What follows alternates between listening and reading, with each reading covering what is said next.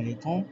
প্রিয় একাদশ দ্বাদশ শ্রেণীর শিক্ষার্থীরা, আমরা আইসিটিতে অনেকেই এই প্রোগ্রামটিকে অনেকেই ভয় পাই। এই ভয় পাওয়াটা নিয়ে আমাদের অনেকের কাজ করে, ভয় পাওয়াটা কাজ করে। তো আজকে আমরা এই সিরিজের ধারাটি দিয়ে মাধ্যমে আমরা সি প্রোগ্রামটিকে এমনভাবে সহজভাবে বিশ্লেষণ করব, যা আমি একটা করানোর পরে আমরা অনেকেই এই টাইপের অনেকগুলো আমরা কোয়েশ্চেন সলভ করতে পারবেন। তো কথা না বলে আজকে আমাদের ক্লাস শুরু করা যাক। আসসালামু আলাইকুম। তো প্রথমে আমরা হেডারটা দিব, হ্যাশট্যাগ ইনক্লুড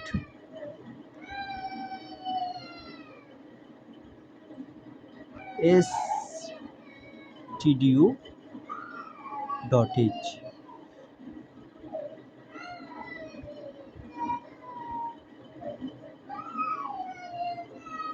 এটা হলো আমাদের প্রত্যেকটা সি প্রোগ্রামিং করার জন্য প্রথমে আমাদের এটা লিখতে হবে, এটা মাস্ট বি আমাদের লিখতে হবে। তারপর আমরা একটা সেকেন্ড ব্র্যাকেট দিব, তারপর লিখব ইন্টার। আমরা কি দিব, প্রথমে আমরা আই নিব, তারপর নিব এন, তারপর সাম ইজ ইকুয়াল টু 0। তো আমরা এতটুকু নিয়েছি। এখন আমরা যেহেতু আমাদের এন এর মানটাকে নির্দিষ্ট করে দেওয়া হয়নি, সো আমাদের এন এর মানটা এখন স্ক্যান করতে হবে। এন এর মানটা স্ক্যান করার জন্য আমরা প্রথমে স্ক্যান নামে একটা ফাংশন নিব, স্ক্যানএফ।